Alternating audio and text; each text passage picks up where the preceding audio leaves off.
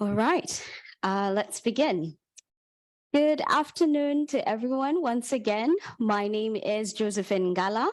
I'm IEU's Communication, Uptake, and Evaluation Intern. Again, I'd like to welcome you to the IEU's Learning Talk on Enhancing the Capacity of Accredited Entities, an Independent View.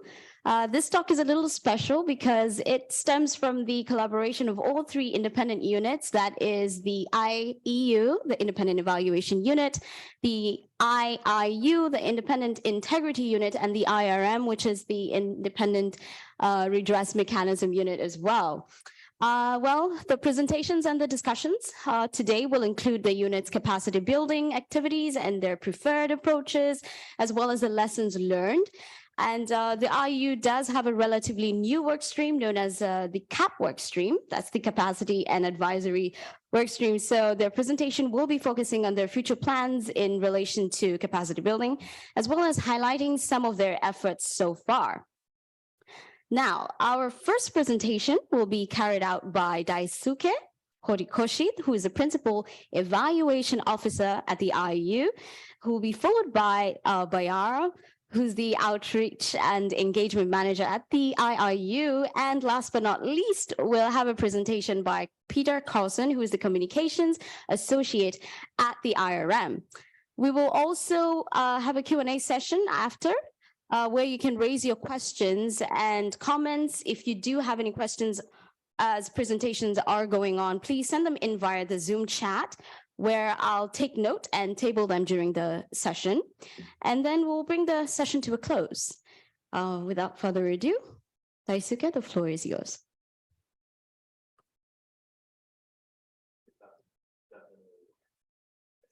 Press the button. Am I audible now? Good. Thank you very much, Josephine, for introduction. Today, I will quickly give you an update and overview of IEU's capacity and advisory work stream, which is recently established within the unit. Next slide, please. To begin, IEU has a mandate in capacity building. The several key documents request IEU to provide capacity building services to accredited entities.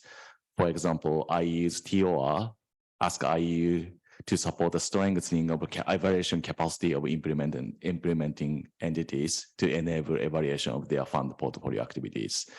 Heads of IEU TOR also ask head of IEU to establish close relationships with the independent evaluation offices of accredited entities of the fund. Also, the board of GCF adopted evaluation policy 2 years ago, and then that evaluation policy clearly indicates IEU will strengthen evaluation capacity in accredited entities and intermediately to enable evaluation of their fund portfolio activity together with the Secretariat of GCF. Next slide, please.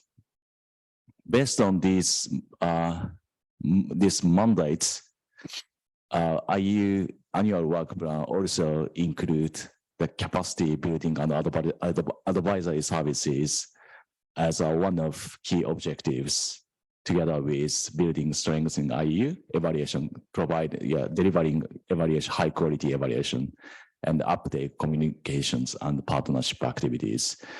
So throughout 2022, 2023, IEU was restructured into 4 work streams around these objectives: science, data, and learning and uptake, and the capacity building advisory services, and the quality assurance work stream. So if you look at our work plan, you will see the capacity and advisory service work stream and the IEU work plan. Next slide, please. Then now we are developing work plan for CAP work stream. So CAP work stream has actually 3 pillars.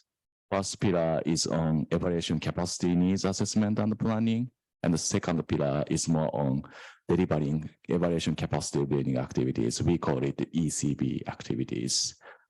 Pillar 3 is more focusing on evaluation policy standard advisory uptake activities, how accredited entity interpret evaluation policy and standard, and how accredited entity implements the operationalized evaluation policy and standard in their funded activities.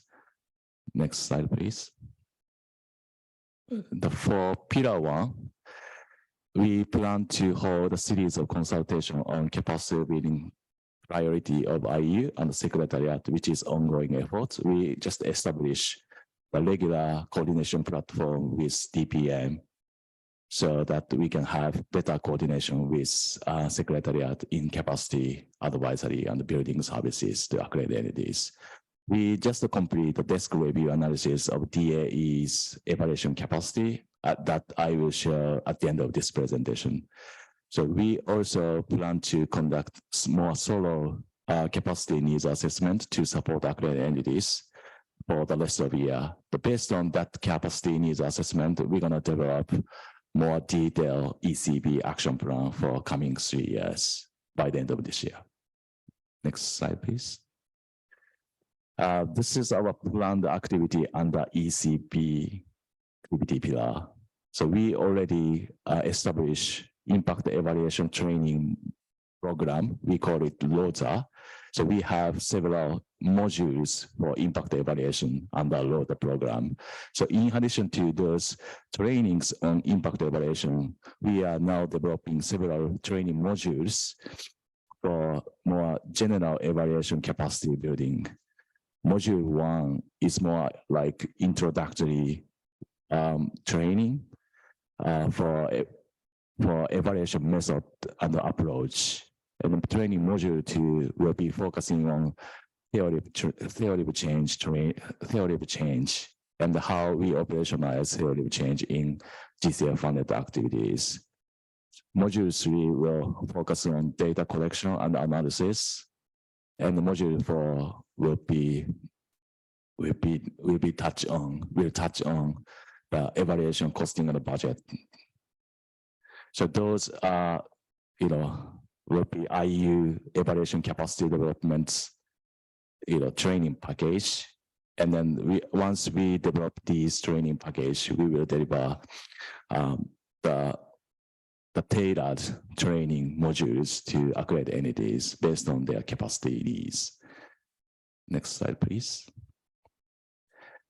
Third pillar is evaluation policy standard advisory uptake activities. We actually develop evaluation policy standard training package in collaboration with the Secretariat and deliver a training module to one of accredited entity last year with DPM. So we will continue this effort, conducting consultation session and workshop on evaluation policy standard and guideline with the Secretariat by leveraging fund-wide activities such as structural dialogue throughout the year. Next slide, please. So last year, we actually conducted desk review of DAE evaluation capacities. Prashant and Tatiana from IEU used to work on this risk review with Timurback, who used to work for IEU. We found several key findings. We include out of 72 direct access entities, only 23 of direct access entities have evaluation offices. And then the most of evaluation office doesn't have evaluation specific human resources. And then the less than half of the EAE have completed evaluation in the past or have ongoing evaluations. However, most of accredited entities have worked with international organizations before. We found a huge gap in the evaluation capacities between bank type accredited entities and non-bank type institutions, because mostly the bank is not required to conduct the evaluation according to our standard. So this is the area where we will find huge gap in evaluation capacity. This is the end of presentation, and I will hand over to Josephine. Thank you very much.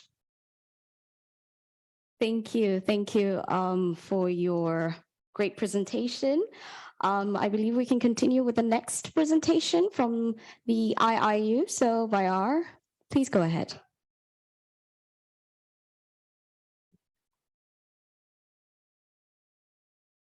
Good afternoon, colleagues, and thanks, Josephine, for inviting all of our independent units here to your session. And I'm very happy to be here to present on behalf of IIU to share our expertise and experience on capacity building together with our sister independent units. So I hope we will have quite fruitful discussion at the end of the presentation.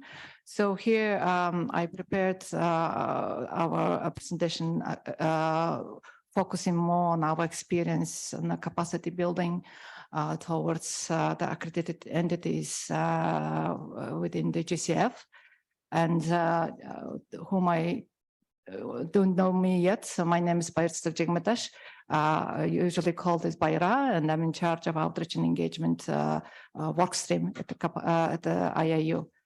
So next slide. So along the lines that Daisuke presented, I also would like to walk you through our work stream structure within the IIU and where the capacity building falls under within the IIU structure. And before that, I also want to provide our policy mandate for capacity building responsibilities. So IIU is actually mandated by our terms of reference. As you see here, we obliged to promote awareness of the fund's integrity standards to all the stakeholders, including not only the AEs, but all intermediaries and executing entities. And then the policy on prohibited practices. This is for us, it's almost constitution for integrity standards.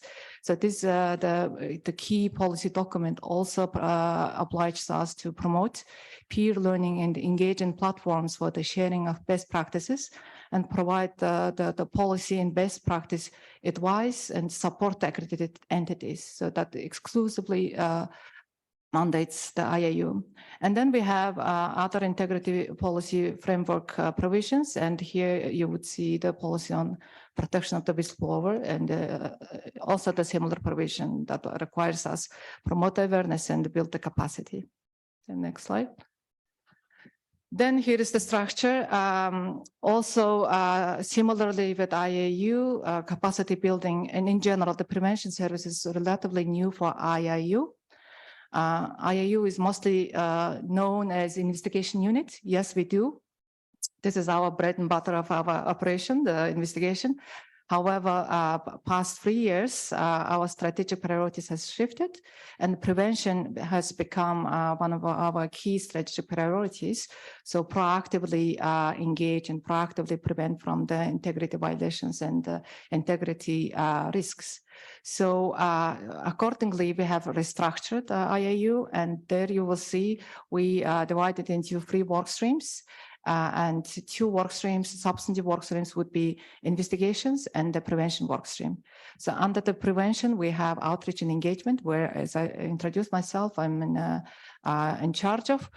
In this work stream, we are in charge of the capacity building and awareness raising activities. And other work streams here, you will see we have separate work stream on data analytics and operation.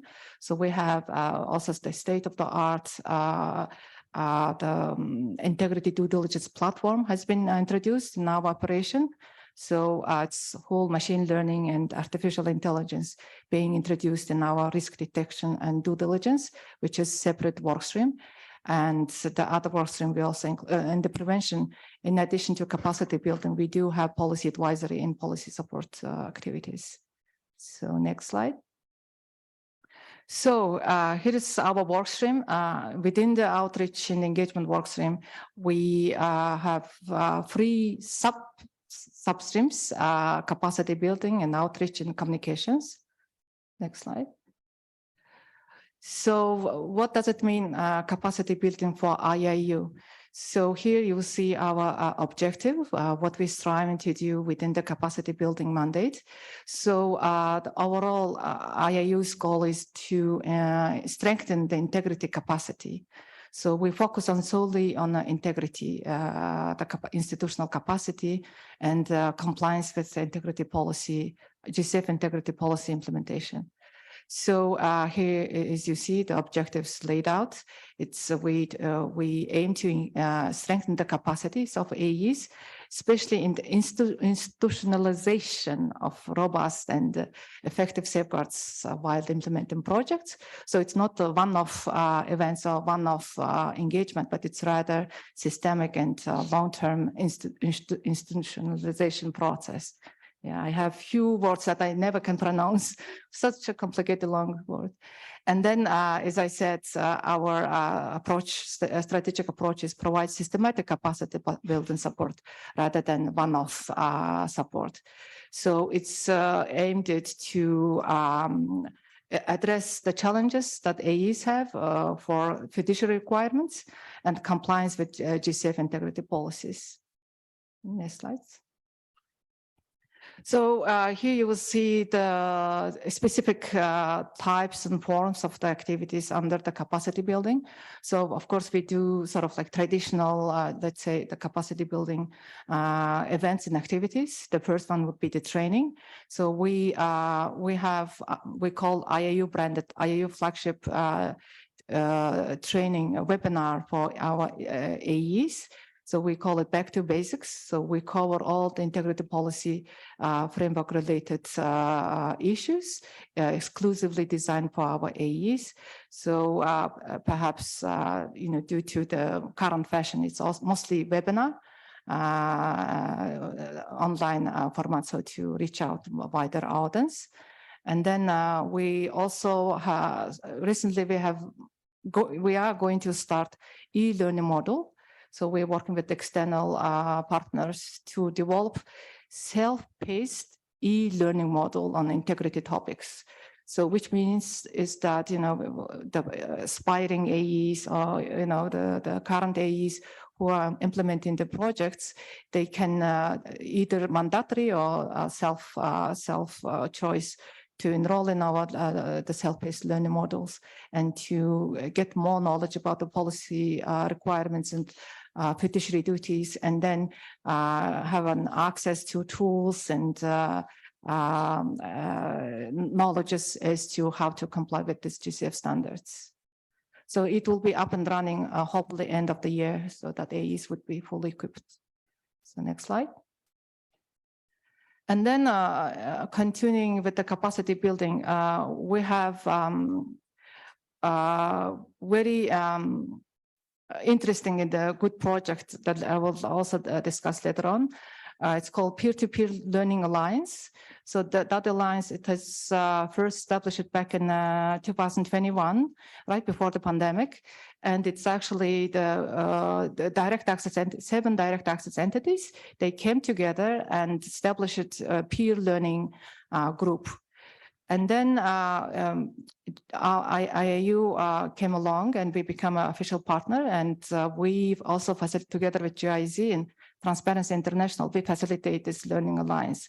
So the goal of this learning alliance is really the peer learning approach, to facilitate peer learning approach in GCF integrity standards. So it's not just general integrity knowledge hub. It's really about those 7 peer countries, how they can best equip with GCF integrity policy standards and how to implement and integrate in their institutional policies and institutional operations. So our role is really provide the direct support and best practice and guidance to the members of the learning alliances. So we now at this point we have, as I said, 7 countries, and we have planned to scale it up, and we'll have Learning Alliance 2.2 with more days become a member in this alliance group. And then another form is strategic partnerships. So IIU. We have team dedicated for capacity building, but among others, we have many other strategic duties and obligations. So, and then some of the practices that we don't yet to have here within the IIU, our strategic goal is to partner with other institutions, especially with MDBs in the international finance institutions. So to leverage their best practice and leverage their tools. So we are in a collaboration stage with ADB, for example, because they are already quite advanced in terms of integrity tools. And here in the photo, you see the World Bank, our partner unit, equivalent unit is called World Bank INT. So they also visited our Songdo office. So there are collaboration going on so that we can leverage their existing knowledge hub. Next slide. And then we, in addition to the systemic capacity building activities, we do awareness raising activities, also very trying to be very holistic way. So, which means that we are creating our IIU branded flagship events. So perhaps you've seen the flyers going around G Tower, and perhaps you've been bombarded emails and invitations from us. So we do organize this regular talks and events that organized by us and hosted by us. So one would be the IIU Integrity Talks, and we invite prominent experts on integrity and the climate space to share their experience. And this is for general audience, including for our AEs. And then perhaps you remember Ask IIU webinars. It's exclusively for our GCF staff on the pertinent topics. And last topics was, if you remember, the sexual harassment and workplace harassments and among other topics. So that will be continued and some of the pertinent topics that would be relevant to GCF staff. And then another, the flagship, IIU flagship event is Integrity Forum. And this is very important event, exclusively for our AEs, especially for direct access entities. So if you can move the next slide. So yeah, here I would like to spend a few seconds about Integrity Forum, because the second Integrity Forum is coming up in next September 13 to 15 in Bangkok in Thailand. So we invited all our direct access entities.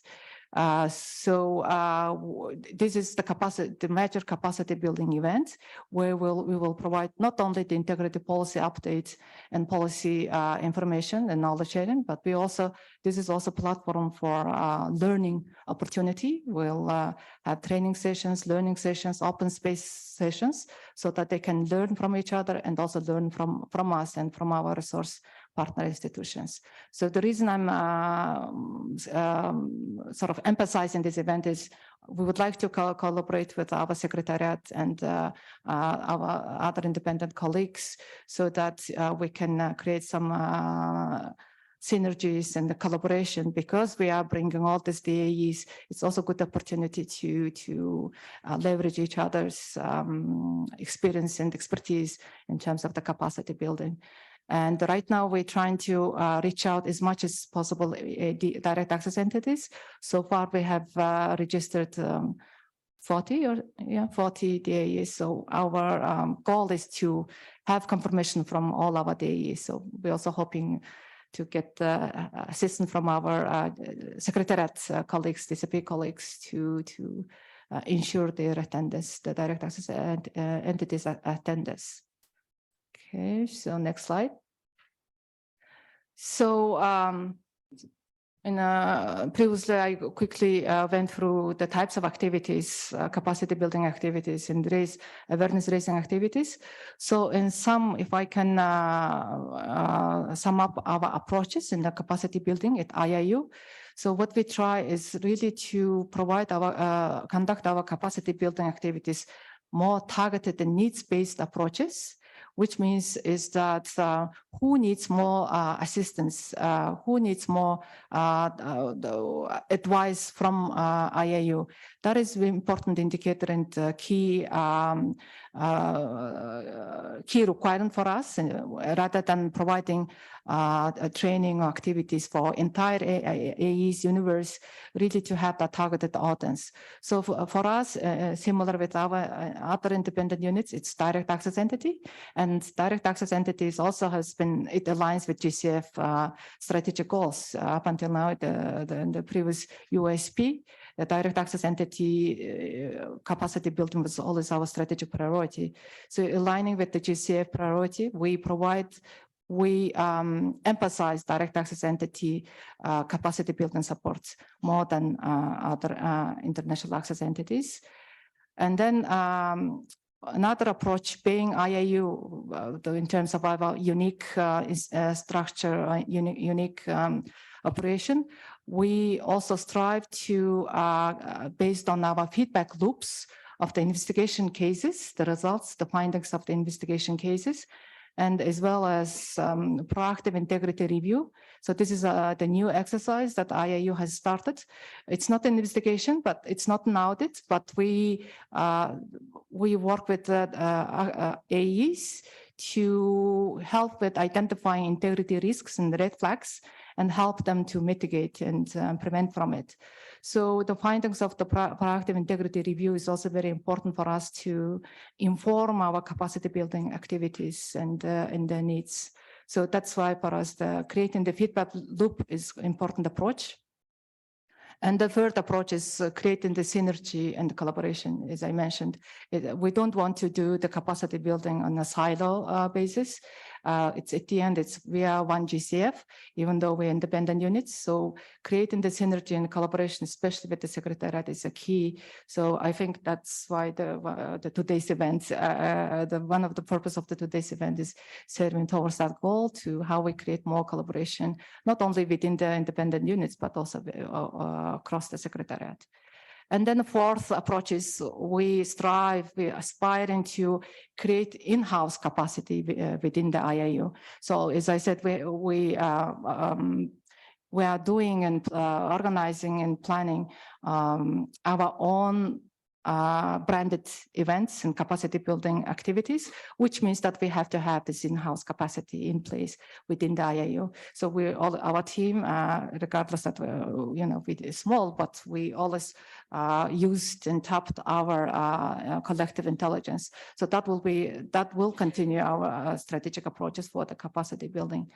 And then in the areas we need external expertise, where we don't have if we don't have the sufficient expertise, then through strategic partnership and collaboration and peer network, we will leverage this expertise in our capacity building activities. So that will be our last strategic approaches in capacity building. Okay, next slide. And similarly with IIU, we also conducted needs assessment survey back in 2021 to identify the integrity needs and capacity gaps. And the survey showed that there are potential significant gaps, integrity gap. There are significant need and interest to build their capacity to learn more about the integrity policy standards, fiduciary standards, and the accreditation process. So, and they also identified the forms and types of capacity building activities, and also importantly, the forms, the modality to deliver the capacity building activities.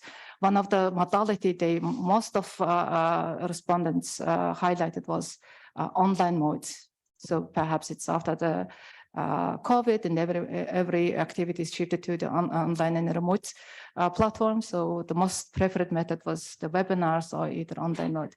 I hope this is also quite relevant to other independent units and other GCF secretariat when they do deliver their respective capacity building activities. So in terms of topics, as you see, the most interested topic or most needed, let's say, for the capacity building issues and topics were the conflict of interest, fraud and corruption, and whistleblower protection. Would be the top 3 priority topics. So we're gearing towards these 3 topics in terms of our shaping our capacity building programs and activities. Okay, next slide. So in some, our key takeaway from this exercise, even though it's relatively new, the capacity building activities is relatively new for IIU, we do have some key takeaways. So in terms of the best practice and success stories, so far for our experience and exercise, the peer learning approach was quite effective, let's say, for sharing the and building the capacity. So it's really the direct access entities sitting together. They are all in the facing same problems, same challenges, regardless where they are geographically in terms of their sizes and scopes. But in terms of the integrity, at least in integrity capacity, that's what was most effective methods and platform for capacity building.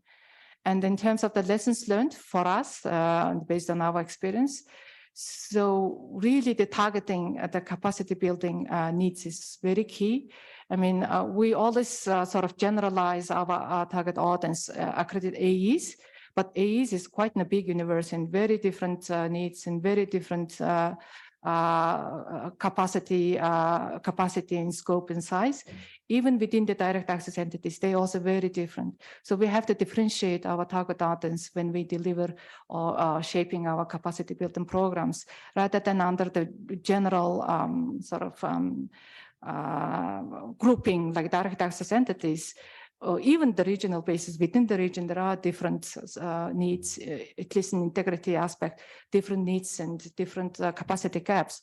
For example, for the integrity purposes, is also you mentioned banks, direct access entities, local direct access entities, depending on whether they are a bank, financial institution or not, their integrity capacity quite differs. The banks, because of the regulatory requirement, they're quite well off, whereas other non-financial or non-bank institution direct access entities, they have different integrity capacity needs. So targeting those needs and differentiating the audiences is key, and we're learning from it, and we're addressing this in our capacity building plan. And then along the same line, the customizing the capacity building activities, based on their needs and operation in scope is also very important. And lastly, the feedback, having the constant feedback loop from the audience and participants is very key to inform whether the capacity building activities reaching the end goal or not. Okay, next slide. So continuing the key takeaways, similarly, in long run, the participant-centered approach and peer learning approach is key in our capacity building exercise and learning, and we will continue that in a coming years. And also another important key takeaways is the multimodal approaches. So it's not only one mode and one model, but having the multimodal approaches would be more innovative, and it will address various gaps. And then lastly, the monitoring and evaluation is very key.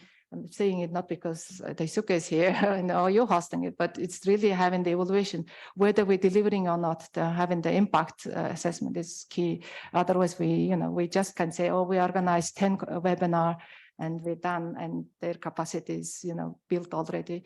So we have to have this constant evaluation and monitoring loop institutionalized. And in terms of the future direction, right now IIU is working the capacity building strategy document, IIU's own institutional capacity building strategy document based on our lessons learned and based on our past experience.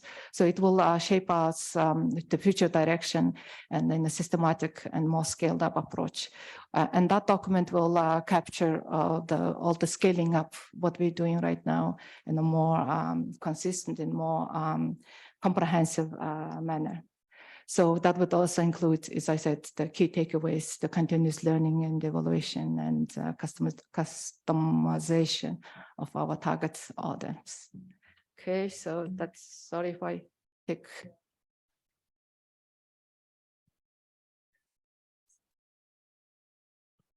Thank you so much for such a great presentation.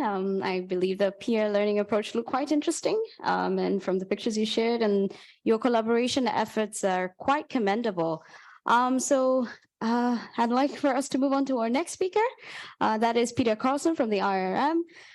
Just keep in mind some time so that we have enough time for the Q&A session.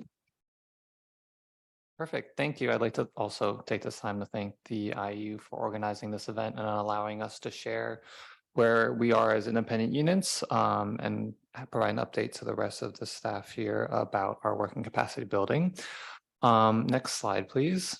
Just, I think as a reminder, these are the 5 kind of core functions of the IRM. I won't get into all of them because I'm sure you've probably heard about them at different stages of our interactions with all of you. But just to say, you can obviously see here, capacity building is one of the 5 main issues that we deal with.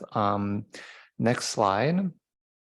Similarly, the role and importance of capacity building within our work is really kind of core to our mandate. It's also within our TRRs as it is for the other independent units. So it is kind of recognized, I think, as kind of an important strategic area of work for us, as it is similarly to the other independent units. Next slide. This is just to kind of guide your focus on how we treat and how we work with capacity building. Normally it's within the role of the compliance and dispute resolution specialist. So after this event and for the next 2 months, I am actually in an interim role of managing a lot of our capacity building, but once our new head arrives, this will go back to the compliance and dispute resolution specialist, Paco Jimenez Salinas. So just to say, yeah, normally this is kind of within another position. Next slide. So here I wanted to kind of show the role of grievance redress mechanisms across the different levels of the funding or different like stages of the funding cycle. As you see here, we have obviously the finances starting at the GCF, going to the accredited entity, and then for specific projects and programs. And at each of these levels, there's supposed to be a mechanism in place that complainants or possible complainants can go to. And there are different pros and cons of each of them, but there is the possibility where they can go to each of these or all of them as they file a complaint. If we look at the accredited entity level of the 72 direct access entities that have an AMA, they're all expected to have a grievance redress mechanism in place, but based off of kind of our research that we've done, we've obviously noticed there are various gaps within the capacity of these entities and in their ability to have their own redress mechanism, grievance redress mechanism. Oftentimes, they're either non-existent, weak, or they lack a lot of capacity. So it's important, obviously, within our mandate and our key work to have this as a major pillar so that we can strengthen their ability to have at the accredited entity level a strong mechanism in place so that it's accessible for possible complainants. Next slide. So to get into what we do to help build capacity, we have a number of activities. The first one, and I think kind of the introductory level, and as you'll see, these kind of build on each other, is an online training course. And this is available on the GCF iLearn online training website. And this course is really to have as an introduction different topics around how to establish, how to operate a grievance redress mechanism. And so this is both a mix of an online course, and there are also virtual discussions that we have with the participants. And so it gives them the opportunity to also interact with other employees and other grievance redress mechanisms that are also kind of wanting to build their own capacity and how to operate and manage their own mechanism. Next slide. Oftentimes, building off of this online training course, we also have more in-depth training options. One is a training on how to operate GRM. Last year, we did a regional one with I guess we had 36 individuals from 19 different organizations. This year, we are happy to be continuing or restarting our in-person training option. So we'll be doing in-person capacity building workshop in Rwanda. The IIU is also joining up and teaming up with us to also host their own capacity building and outreach. So we're very much looking forward to this. And I think in a lot of the surveys that we had after our previous virtual trainings, the number one feedback was to have an in-person session for obviously a number of reasons, which I think we can all understand. The other option that we have is another training, which is still online, is company community mediation training. This is often done after having participated in the training on how to operate a GRM. Last year, we had one in the Asia Pacific region, and then we had another one for participants from other regions. And this year, we're going to be doing a very similar virtual training again. Next slide. So kind of as, I guess, if you look at it as a third stage, once, a GRM staff has perhaps already done one of, or both of the, or all three of the other kind of trainings, they normally have a good general knowledge, but then to operationalize what they've learned, what we have in place is one-on-one support. So we have an independent consultant that works with the GRMs to really kind of look into the key specific technicalities that they're dealing with so that they can use what they've learned and then learn how to operationalize that based off of their specific context. Last year, the service was offered to 5 GRMs. And yeah, the goal is to help them be able to tackle disputes and then resolve them before perhaps they reach a higher level, such as the IRM. Next slide. Another kind of activity that we've established is called the GRAM Partnership, the Grievance Redress and Accountability Mechanism Partnership, which we established in 2019. I think we saw a gap in kind of the opportunity for a space for individuals working within this sphere to share knowledge, to learn from their peers, and to have just a general community. So we've established this partnership, and one of the main activities, as you see here, is our quarterly webinars where we have a different topic, whether it's labor issues or different approaches and how you can, address complaints. It gives, the different staff from the mechanisms an opportunity to learn from each other and share kind of best practices and what they're doing. And then I think our final slide, I wanted to kind of talk about some of the reflections that we had based off of this experience. I think what's worked well for us is the online training. It's, the very first elementary level, and it's very accessible to people who are really starting to get into the sphere and starting to build up their grievance redress mechanism. So we're happy to see that the IIU also will soon have a course online, which I think is very well appreciated from what we've heard feedback from in our surveys in terms of having it be easy to access, easily understandable, as a base kind of level of information that they're able to get. In terms of lessons learned, I think some of the things that we're still working on is the follow-up after the online training. There are a few challenges that we've encountered in transitioning from this initial online training to then actually operationalizing that. And we've outlined some of the other things that we have in place as interim steps, but in practical terms and working with different colleagues, it's not always easy then to kind of turn that into, increased capacity on the ground. The other thing that I think was also highlighted by the IEU is the very different capacity, different levels of a capacity.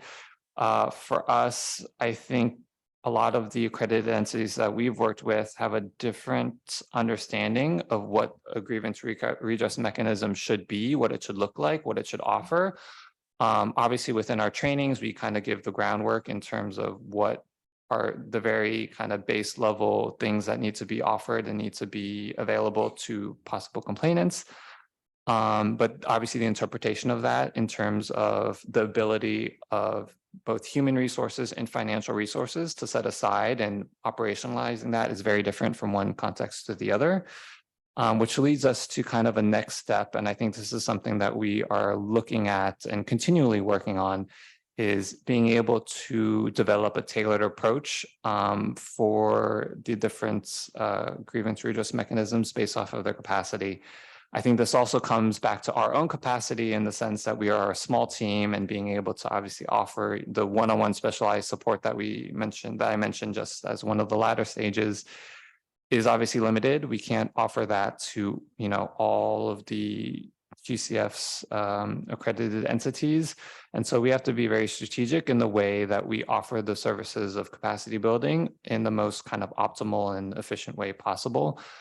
Perhaps by grouping in, we have the grouped virtual learning workshop or webinars, but obviously once you get into the specific tailored approach, it becomes a bit more difficult in terms of capacity, I think, for all the different stakeholders.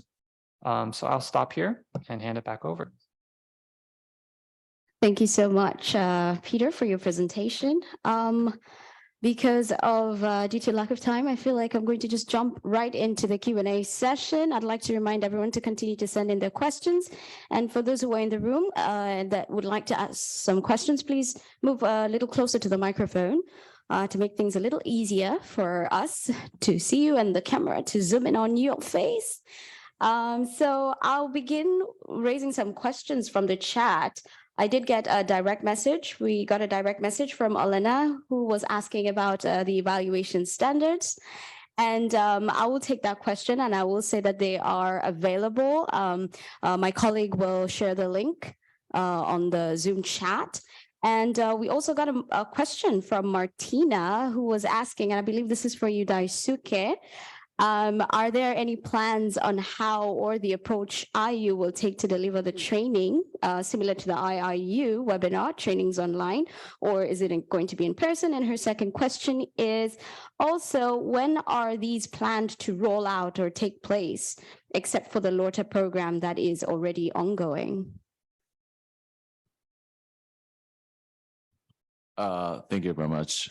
We are still figuring out the detailed planning for how delivering our training package. This year, we try to develop pilot training modules based on our current work plan.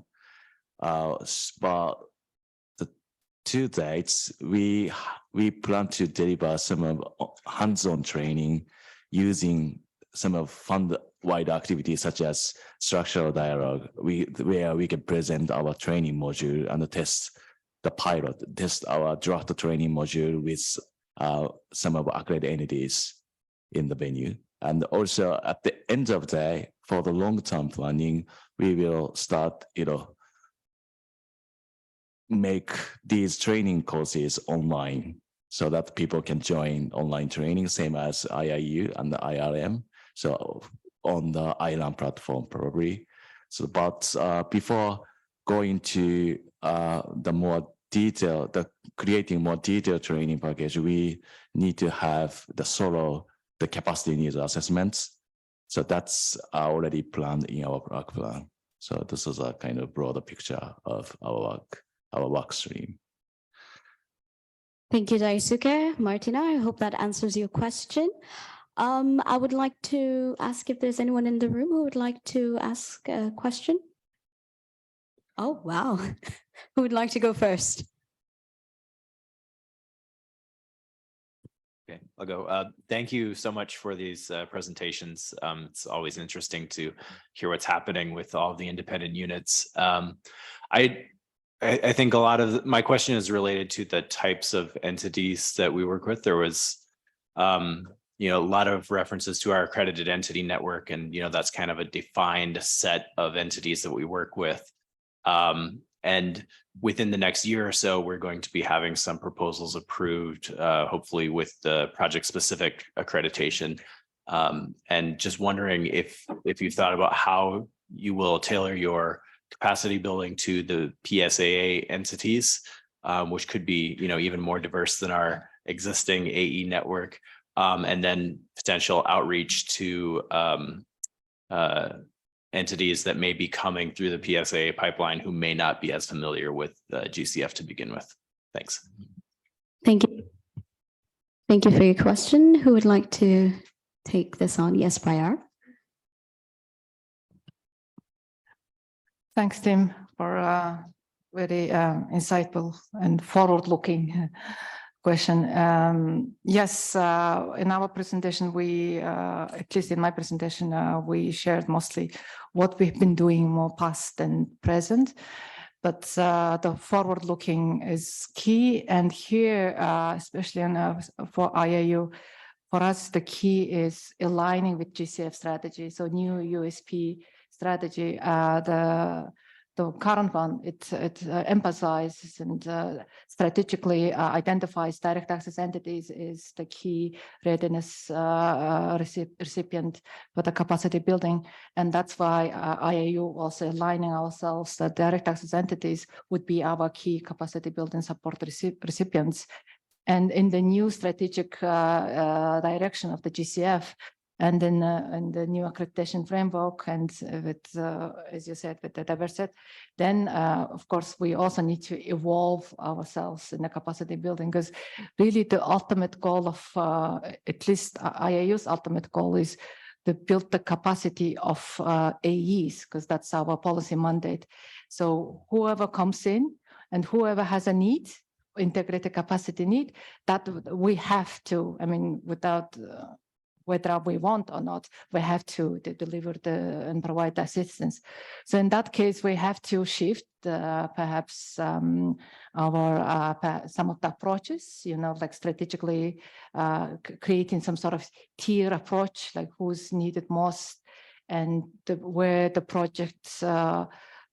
project-based AEs would fall under, and which tier are we going to continue with all current partners, and how about the new partners? So those kind of the new strategic questions would need to be taken into consideration, and then has to incorporate in our operation, which means, again, whether we have in-house capacity, whether we have whether our current capacity would address the specific groups, the project AEs, because they might have different needs than we, the AEs that we used to work. So it definitely will affect or bring the implication in our operations structure and maybe budget.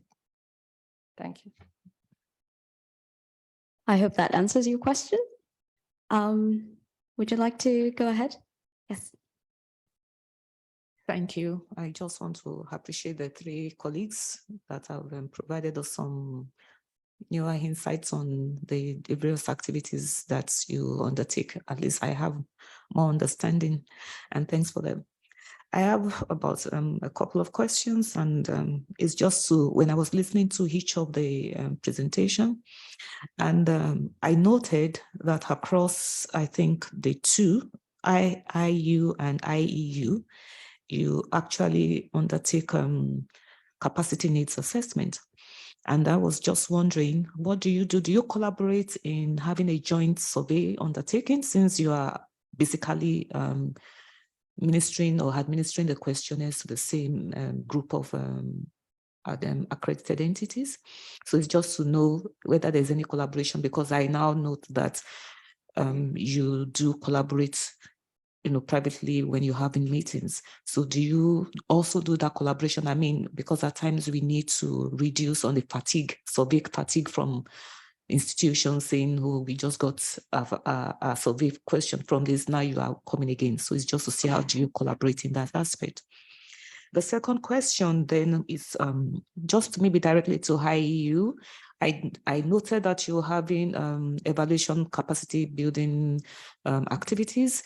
But I saw that the focus was more on the impact. Maybe I didn't hear very well, but it was as if you do more on LOTA impact training. What are the other, and then policy optics? Are there any other training do you envisage doing aside this? Why I'm asking this question is the link to implementation and design. based on all of the IEU findings in the various evaluations that you have undertaken. And the question is, when you see some of the needs relating to capacity or to improve on our designs and implementation, what have you done so far with the Secretariat? I heard that you are working with DPM, but aside DPM, what do you do with DMA, with PSF, just to be able to improve on some of these issues that we have? And then my final question is,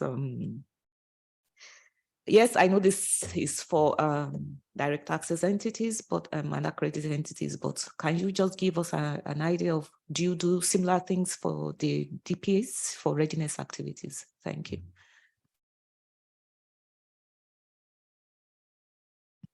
Who would like to take the first question on collaboration between the IIU?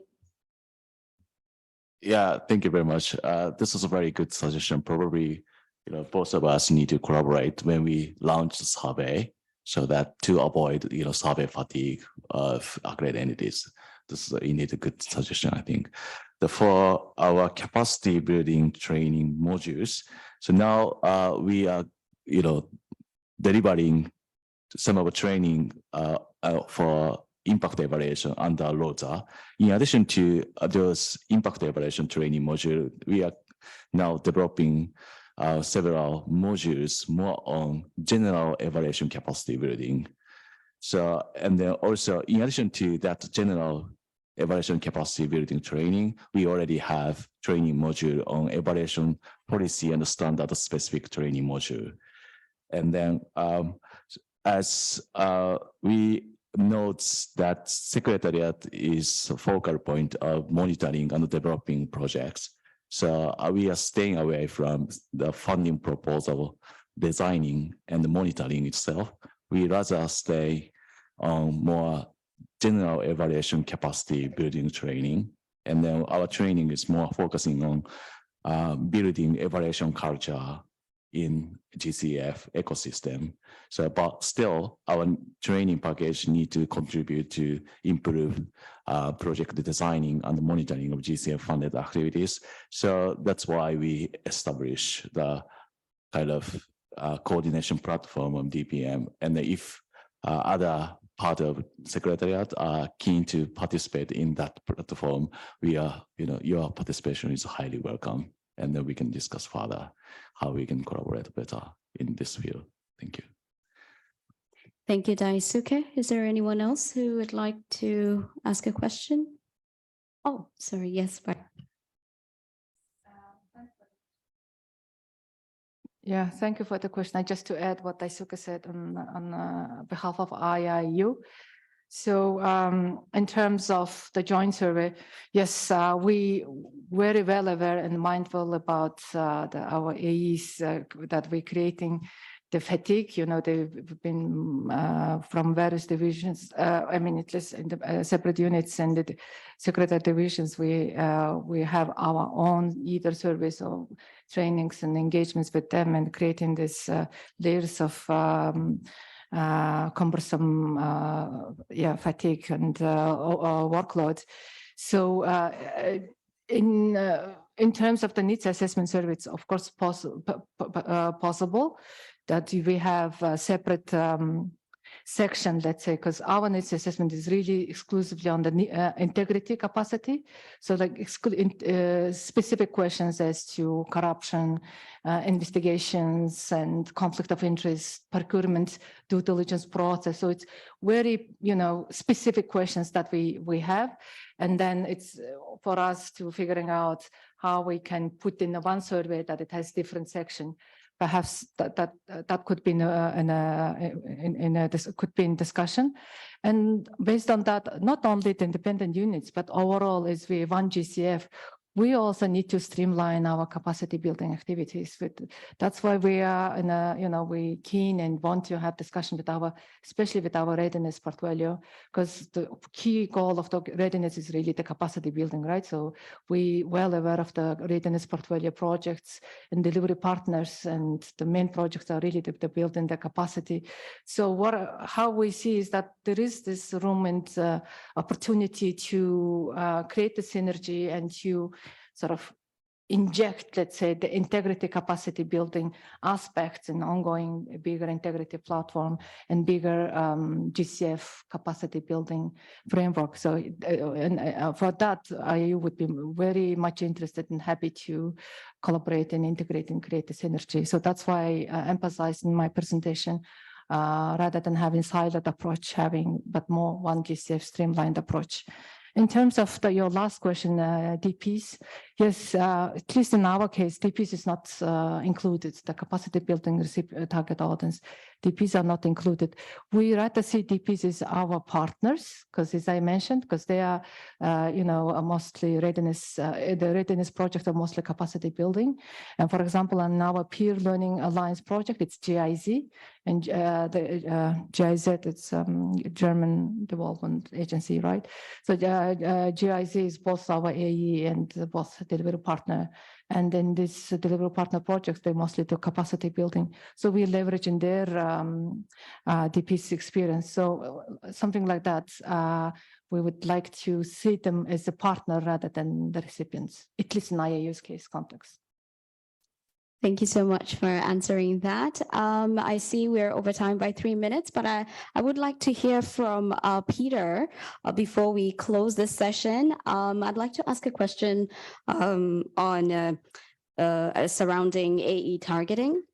How do you address the challenge that many AEs who may be small and may not have enough guardrails, between the staff that look after implementation and those that, look after redress?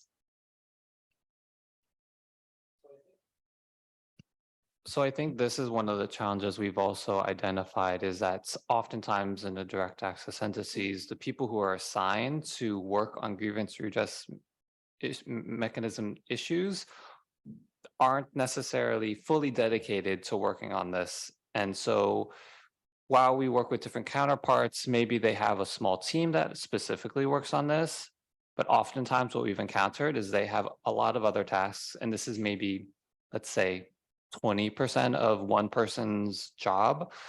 And so that's where I think for us, we are really, trying to focus in on this variability within capacity and within the kind of like dedication, or not dedication, but the like available resources that different contexts that we have within their ability to work on these issues. Because the expectation, while, ideally we don't have necessarily a certain like analysis and say a threshold saying that, okay, this is a successful GRM, this is not a successful GRM. We don't do that kind of, evaluation. But I think there are, certain things that we outline that within the different levels, they should have in place as part of their work, and especially as part of their agreement within the accreditation master agreements. But we do obviously understand that they're coming into it with very different, resource constraints on both the human and financial side. And so that's why I think we are trying to develop, we have our different trainings in place, but even the most elementary training sometimes isn't really as accessible to others, because they might not have time to, dedicate a full week or a full month to participating in the training. So I think we're constantly working and evolving and trying to figure out how, even for the lowest capacitated individuals, how we can work with them so that they do have the ability to have a properly functioning grievance redress mechanism. But it is, something that is, I think for all of us, a challenge that we're trying to adapt to. Thank you so much for that good answer. We have come to the end of our learning talk. Daisuke, Peter, and Bayara, thank you again for your wonderful presentations. I believe we are all living here with a greater understanding of the independent unit's role and the kinds of activities involved in the strengthening of the capacities of accredited entities. Thank you to our audience, those who are online and those who are in the room, munching away on their sandwiches and the fruits and the coffee. Yeah, so I'd also like to highlight those who are working in the background, with the ICT people and also my colleagues from the Learning Uptake Knowledge and the Knowledge and Synthesis work stream. And also, just as a heads up, our next learning talk in July will be on how we measure resilience to climate shocks. So stay tuned for that. And all in all, enjoy the rest of your day. Good afternoon.